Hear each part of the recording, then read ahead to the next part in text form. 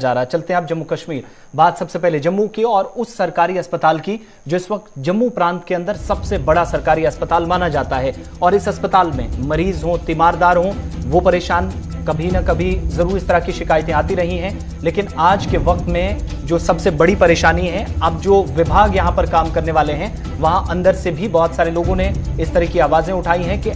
Administrative part पर या जो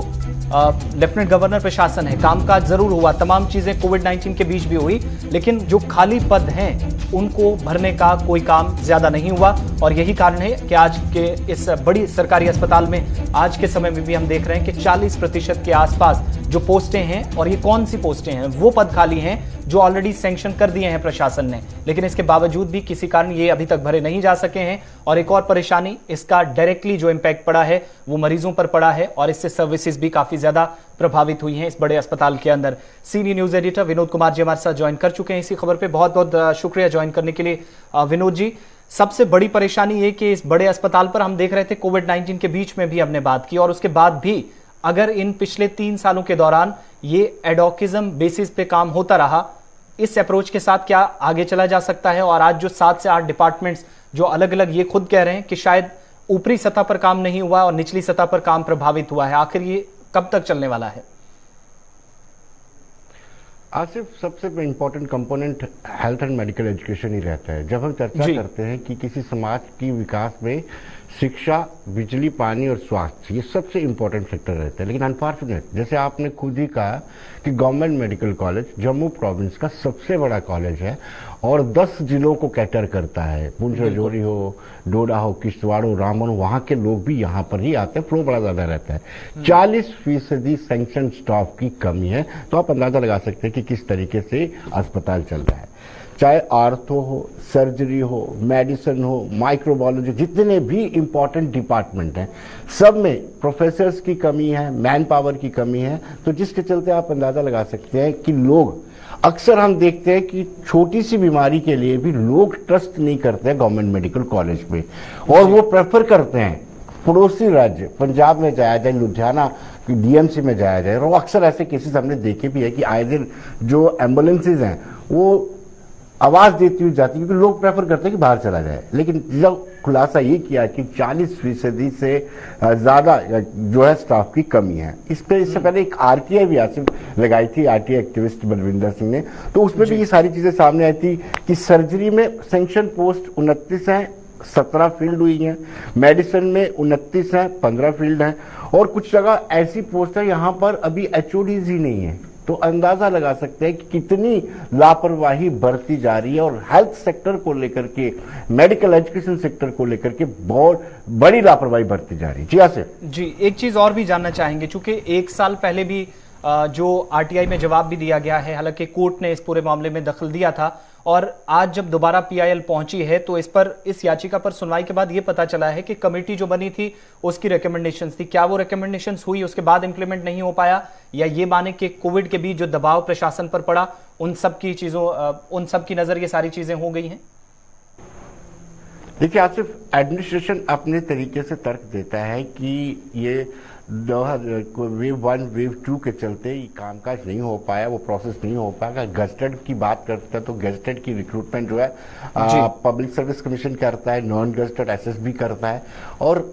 मिनिस्टीरियल स्टाफ वो भी एसएसआर भी करता है। लेकिन अनफॉर्चुनेट है, अभी भी अगर हम आपको डिटेल में बताया, सिर्फ अगर एसएमजीएस की ही बात ले ले हमें, तो पैरामेडिकल स्टाफ जो सैंक्शन पोस्ट है 168 है और वहां पर नियुक्त है 86, इतना फासला है। नर्सिंग स्टाफ की बात करें तो 374 सैंक्शन पोस्ट है और काम कर रहे हैं 96 लोग। 96 लोग 374 लोगों का काम कर सकेंगे। क्लास 4 334 सैंक्शन पोस्ट है और 165 लोग वहां पर नियुक्त हैं, आधे से भी कम लोग नियुक्त हैं। ऐसे में कैसे हम हेल्थ सर्विसेज दे पाएंगे? कमेटी की रिकमेंडेशन ये कह के कहा गया कि कोविड-19 के चलते दबाव ज्यादा, प्रेशर ज्यादा रहा, जिसके चलते कमेटी की रिकमेंडेशन पर अमल नहीं हो पाया है। लेकिन हेल्थ सेक्टर के साथ इस तरह का बड़ा समझौता कभी होना नहीं चाहिए। चाहिए था और मुझे लगता है कि सरकार को अपनी गलती मान करके फौरी तौर पर जो खामियां हैं उसको दूर करना चाहिए और रिक्रूटमेंट प्रोसेस को जो सैंक्शन पोस्ट हैं एटलीस्ट उसको कम से कम वो फिल हो। एक आखिरी चीज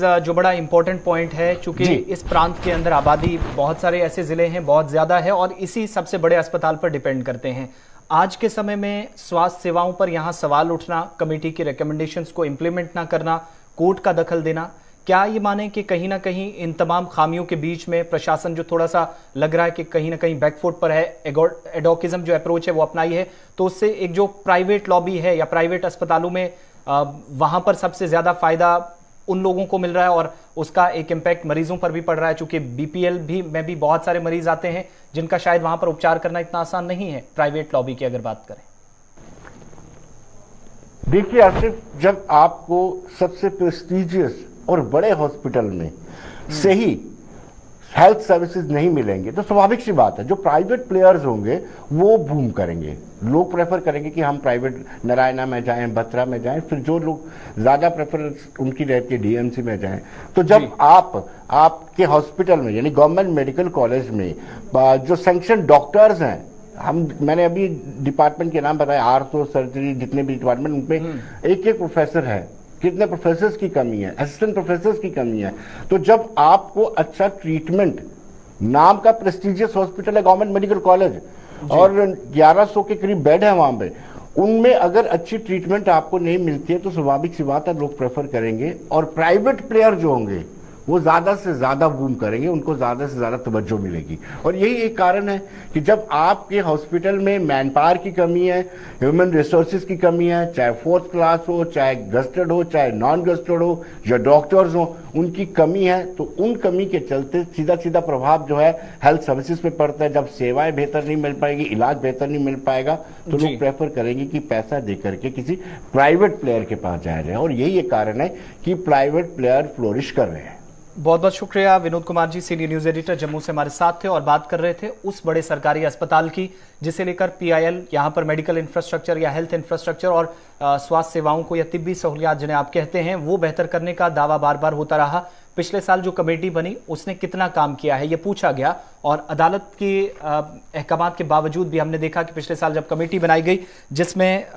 इंफ्रास्ट्रक्चर कितना सही है, जीएमसी जम्मू और जीएमसी श्रीनगर के प्रिंसिपल को भी शामिल किया गया और यूनियन टेरिटरी के अंदर जो कमेटी फ्रेम की गई उसमें प्रिंसिपल श्रीनगर जीएमसीज के थे, इसके अलावा रिटायर्ड डॉक्टर्स कुछ शामिल किए गए, पीजीआईएमईआर चंडीगढ़ से जो एक्सपर्ट्स थे वो भी बुलाकर इस कमेटी में काम करने वाले थे। उन रिकमेंडेशंस पर अभी तक काम नहीं हुआ जिसका नतीजा यह है कि 370 से ज्यादा पोस्टें अलग अलग डिपार्टमेंट्स में, लेकिन काम 100 से नीचे कर रहे हैं। और इनमें डिपार्टमेंट देखिए, ऑर्थो है, गायनोकोलॉजी है, मेडिसिन, सर्जरी और माइक्रोबायोलॉजी और पीएसएम, ये वो डिपार्टमेंट्स हैं जहां हमने फोन करके भी राब्ता करने की कोशिश की। हालांकि कोई डिपार्टमेंट से ऑफिशियली जवाब तो नहीं मिला, लेकिन कुछ डॉक्टर्स से जरूर बात हुई हमारी जो ये बताते हैं कि इससे उन पर इजाफी बोझ पड़ा है और यही वजह है कि मरीजों को 10 दिन में अगर इलाज होना है, सर्जरी होनी है, ऑपरेट होना है, ये तमाम चीजें जाकर पूरा प्रोसेस 1 महीने में होता है क्योंकि डॉक्टरों की कमी है, मेडिकल ऑफिसर्स की कमी है और बाकी अमला भी